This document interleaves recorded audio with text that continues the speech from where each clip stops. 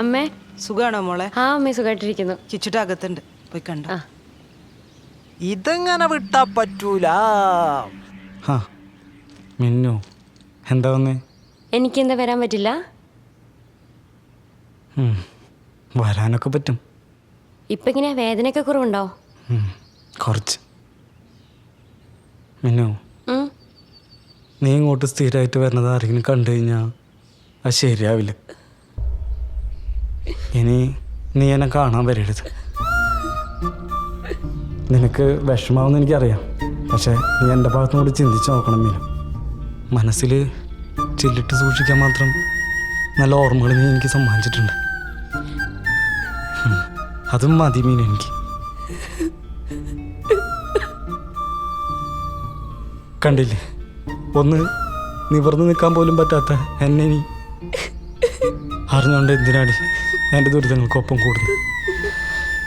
നീ എന്നെ മറന്നേക്ക്. പിന്നെ നീ എവിടെയെങ്കിലും പോയി രക്ഷപ്പെടുക.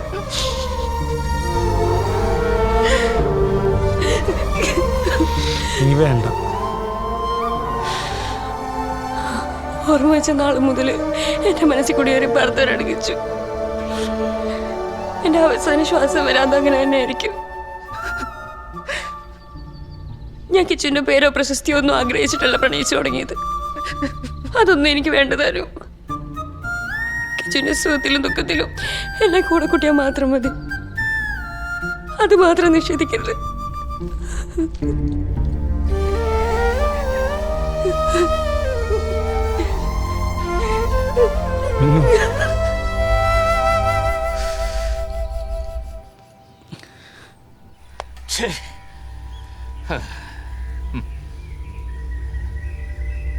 അവളിങ്ങോട്ട് വരട്ടെ. അവൾക്ക് പ്രേമിക്കണേ 1.5 കാലം ഇട്ടിട്ടുള്ളൂ. എനിക്ക് ടൗണിലേക്ക് ഇറങ്ങി നടക്കാൻ പറ്റും അച്ഛാ? നമ്മുടെ കുടുംബത്തിന് സംബന്ധാലായിക്കുള്ള എന്ത് യോഗ്യത അവനുള്ളേ? ഞാനിനി മറ്റുള്ളവരുടെ മുഖത്ത് എങ്ങനെ നോക്കും? നിങ്ങൾ അവളെ വഴക്കൊന്നും പറയണ്ട, ഞാൻ ചോദിച്ചോളൂ കേട്ടോ. വേണ്ട, ഇത്രയും കാലം നീ ചോദിച്ചു വഷളാക്കിയില്ല അവളെ. ഇനി ഞാൻ ചോദിച്ചോളാം. ഒരു മോളല്ലുള്ളൂന്ന് കരുതി മരുഭൂമിയിൽ കിടന്ന് കഷ്ടപ്പെട്ട് അധ്വാനിച്ച് കാശുണ്ടാക്കി അയച്ചു കൊടുത്ത് പഠിപ്പിച്ചിട്ട് ഇപ്പൊ ഓൾക്ക് തോന്നിയപ്പോൾ നടക്കുക. ആ വരണണ്ടാ, ഇങ്ങോട്ട് വരട്ടെ. വരട്ടെ കണ്ട്. ആ വരട്ടെ. എവിടെയായിരുന്നു ഇത്ര നേരം? എവിടെയായിരുന്നടി? അച്ഛാ, അത് ബസ് ഒന്ന് കേടായി, അതാ ഞാൻ ഇത്തിരി വൈകിയേ. എന്നിട്ട് എന്താടി നീ ആ ബസ് നന്നാക്കി കൊടുത്താ? കള്ളം പറയരുത്. എവിടെയായിരുന്നു ഇത്ര നേരം? കോളേജിൽ പോവേണമെന്ന് പറഞ്ഞു പോയാൽ കോളേജിൽ പോണം, അല്ലാതെ കണ്ടടുത്ത് കയറിറങ്ങി നടക്കല്ലേ വേണ്ടത്. അച്ഛൻ ചോദിച്ചതിന് മറുപടി പറയടി. പറയടി. ശബ്ദം കുറച്ച് സംസാരിക്കും മനുഷ്യ, ആൾക്കാര് കേക്കും. കേറിപ്പോടകത്ത്. ദേ പോടും. നീ എവിടെ പോയതടി? നിക്കണേ അവിടെ. ഇന്ന് അതിനെ നീ തല്ലി കൊല്ലി ഞാൻ ഒന്നുള്ളത് കരുതി. അവളൊന്നും ചെയ്യൽ. ഓ ദാഹം. മതി നിന്റെ പഠിപ്പും കോളേജ് പോക്കും. നിന്നെ കാണാൻ അടുത്ത ദിവസം ഒരു കൂട്ടരിവിടെ വരും. ഞാൻ അതങ്ങ് ഉറപ്പിക്കും. എന്താ അമ്മ എന്റെ സമ്മതമില്ലാണ്ട് കല്യാണം ആലോചിക്കുന്നേ? നിന്റെ കാര്യം ഞാനായിട്ട് തീരുമാനിക്കുക. ആ ഞാൻ പറയും, നീ അതനുസരിക്കും. കേട്ടോടി. നിന്റെ ഉള്ളിൽ വേറെ ആരെങ്കിലും കണ്ടുവച്ചിട്ടുണ്ടെങ്കിലേ അവനെ അങ്ങ് മറന്നേക്ക്. കേട്ടോടി. കേറിക്കെടുക്കാൻ മാന്യമായ ഒരു കൂരയോ അന്തസ്സില്ലാത്തൊരു മുറിക്കാലിനെ കയറി പ്രേമിച്ചിരിക്കുന്നവള്. അവന്റെ എന്ത് കണ്ടിട്ടാണ് നീ പ്രേമിച്ചത്? ഒന്ന് പതുക്കെ പറയും മനുഷ്യ, ആൾക്കാര് കേക്കും. എന്ത് പതുക്കെ? അമ്മ സംസാരിക്കണ്ട, അച്ഛൻ സംസാരിക്കട്ടെ. നമ്മുടെ നിലയ്ക്ക് വിലയ്ക്കുള്ള ഒരാളെയാണ് നീ സ്നേഹിച്ചിരുന്നെങ്കിൽ ഞാൻ നിനക്ക് കെട്ടിച്ചെന്നെ.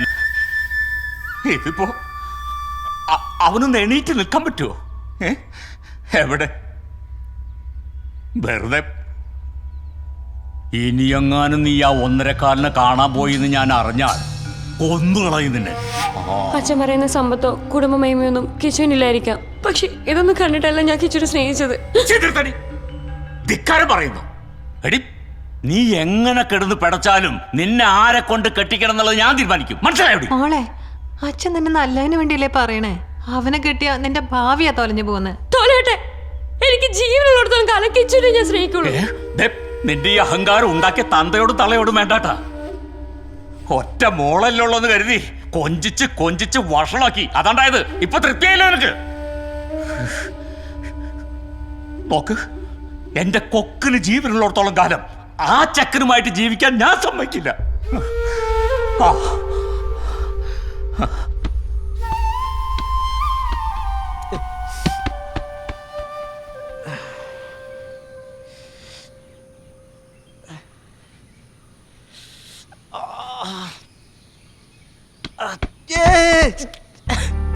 അച്ഛാ,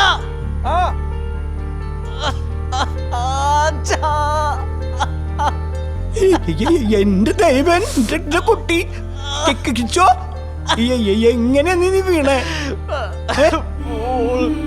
ബോളൊക്കെ എടുക്കേണ്ട കാര്യം നിനക്കുണ്ടോ? എഴുന്നേറ്റ് എഴുന്നേറ്റ്. എനിക്ക് അങ്ങനെ അവിടെ കിടന്നേ. എനിക്ക് മടുത്തു. എന്റെ പ്രതീക്ഷകള്, എന്റെ സ്വപ്നങ്ങള് എനിക്ക് എടുക്കാൻ വയ്യ.